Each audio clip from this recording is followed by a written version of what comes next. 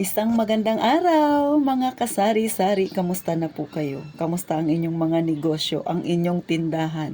Sana lahat ay pasulong. So ngayon, pag-usapan natin bakit naurong minsan ang aking tindahan. Instead na pasulong, umurong siya. Kasi po ako ay na-experience kong manakawan. Ang aking tindahan, mga kasari, sa mga iba dyan na nakasubaybay sa akin, kung makikita ninyo yung tindahan ko, dahil na-vlog ko na ito, ay open lang po siya. So, pag nasa labas ka, saglit lang na makatalikod ako, pwede mong manakawan yung aking tindahan. Yung candy ko, yung mga tinapay, bigas na yan. Kaya, sa totoo lang, pag nagbablog ako, nakaharap ako ito, yun yung harapan ko, yan, yan yung ano mismong, dyan bumibili. So, ganun mga kasari, open na open siya. Ah, wala namang magnanakaw kung may bantay. Pero, ang masaklap kasi yung magnanakaw sa'yo, yung kumatalo sa akin, kapitbahay ko lang. So, yun yung masaklap, di ba? Tanggap ko kung ako ay manakawan ng mga hindi taga rito, napadaan lang, di ba? Ang masaklap, simula dito sa tindahan ko, sa unahan lang yan, bahay na nila. Mga 12 na hakbang bahay na nila yan. So, apo yun ng aming kakilala. Ngayon, naghabulan kami kasi hindi niya alam nandito ako. Ang kinuha niya talaga yung ganyan kalaking garapon. Puno yun ng chocolate na, alam niyo ba yung Cloud9 na overload? Ay magkano ang isang box nun? Siguro ngayon na kulang-kulang na 180 ang isang box nun. Parang 10 o 12 lang ang laman nun. Masarap naman talaga yung tsokolate na yun. Bukod pa doon, may laman pa siyang mga beng-beng, mga ibang klaseng mga chocolate yung mahahaba siya. So, ganun mga kasari. Dati talaga ang dami kong mga candy tsaka garapon, puno yan siya. Ngayon na, kalahati na lang, tapos pinagpatong-patong ko na lang. So, yun na nga, hindi ko expected na siya yung magnanakaw sa akin.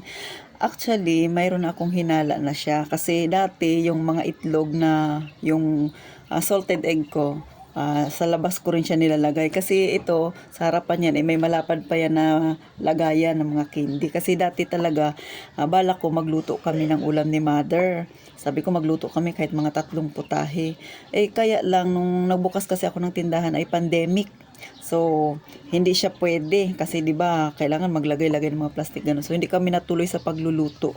Kaya mayroon siyang malaking parang nakaganon siya sa harapan. So, lagayan dapat 'yan ng mga ulam.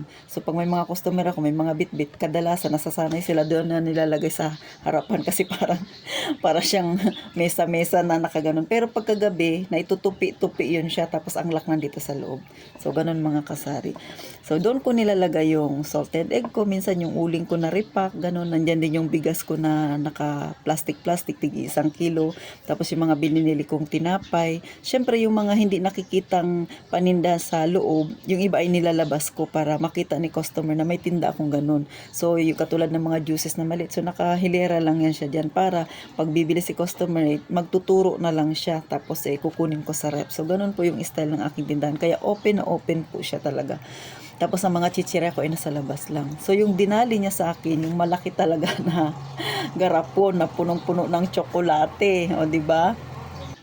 Pero gaya nga ng sabi ko, mahinala na ako siya yung nag-uumit sa aking tindahan kasi minsan napansin ko yung aking salted egg na babawasan, mga 2, 3 nilalagay ko lang sa gilid. Tapos pagbalik ko, makatalikod lang akong saglit kasi nga may kukunin lang ako sa bumba namin kasi diyan yung sa labas lang labahin namin. Pagbalik ko may kulang na. So wala naman ako nakitang taong dumaan. So ganun po. Tapos minsan yung mga juice, bakit parang nababawasan? So ganun po nakakapag-isip ako. Pero naghihinala na ako. Kaya lang mahirap po kasing magbintang na wala kayong ebidensya na hindi nakita ng yung 2 mata. So ganun, yung one time na yun, pinainan ko na siya. So ganun, nilagay ko na talaga yung mga dapat ilagay sa harapan.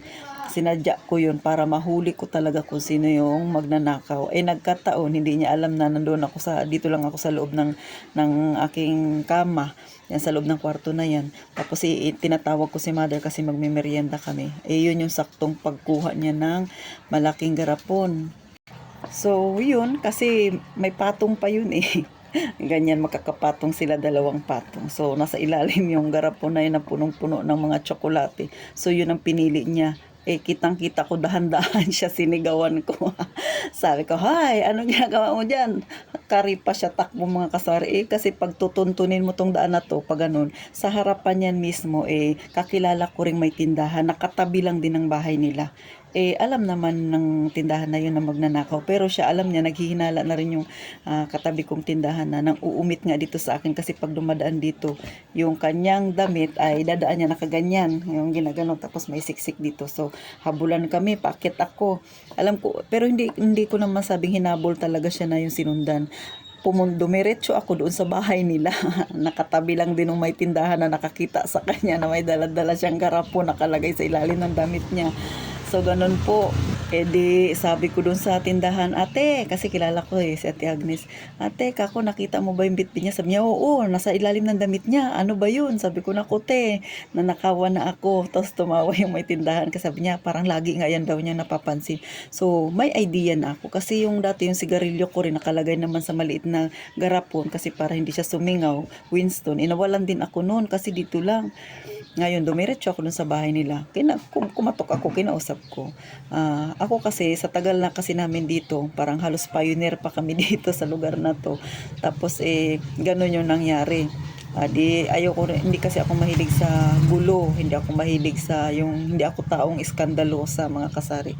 So kinausap ko, sabi ko doon sa lola, kasi yung nanay noon hindi na, parang napabayaan naman. Sabi ko doon sa lola, siya yung pinuntahan ko kasi ayaw kong dumiretso ng barangay. Gusto ko mag-usap muna kami. Ngayon, kung hindi makuha sa usapan sa kami lang dalawa, di magbabarangay ako kasi ako na mismo yung nakakita. So, ganun yung nangyari. So, sabi ng lola, hindi raw siya pupunta ng barangay kasi mahihiya daw siya, kasi kilalang kilala siya sa barangay. So, ganun mga kasari.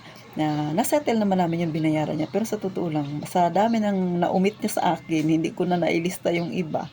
Ilan lang yung nailista ko, malaki-laki na, pero yung siguro mga isang buwan niya halos hindi siya makadaan dito sa akin, kasi na well known siya na yun nga, nang umit siya. Tapos pag dumadaan talaga namang sinasabihan ko, "Oh, ba't dito ka pa dumadaan, ha? Baka mamaya may nanakawin ka na naman." So, syempre bata pa siya ng mga tao. Ang edad niya noon ay 14. So, ganun mga kasari. Tapos, yun na.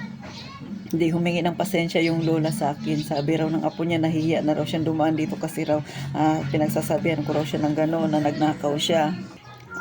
Pero ngayon, okay na rin naman. Ngayon ay may anak na siya.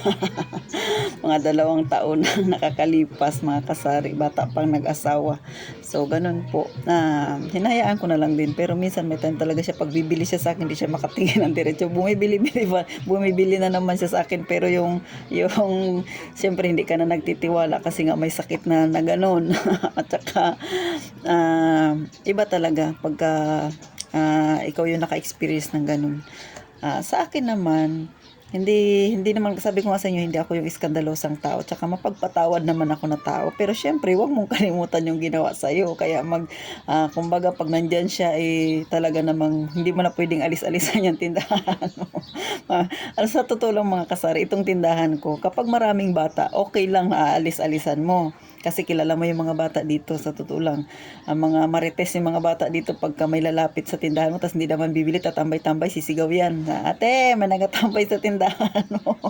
Ganon yung mga bata dito. Di ba, nakakatawa sila. Pero pag walang tao, wala talagang mga batang naglalaro sa harapan ng tindahan mo, huwag na huwag talagang iiwan yung tindahan.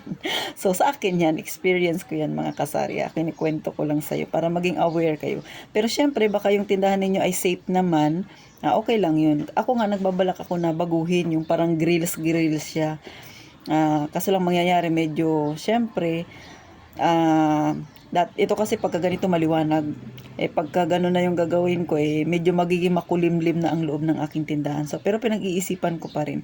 Pero sabi ko nga sa inyo mga kasari, madali lang na mag-ayos ng tindahan, magpa-expand, kasi gusto kong expand, pero kailangan may pera. Ayaw ko yung gagawa tapos hihinto na naman gagawa. Ayoko kasi maaabala rin ako noon, kasi nga syempre yung paninda mo. So, mag-iipon na lang muna siguro ako sa lang.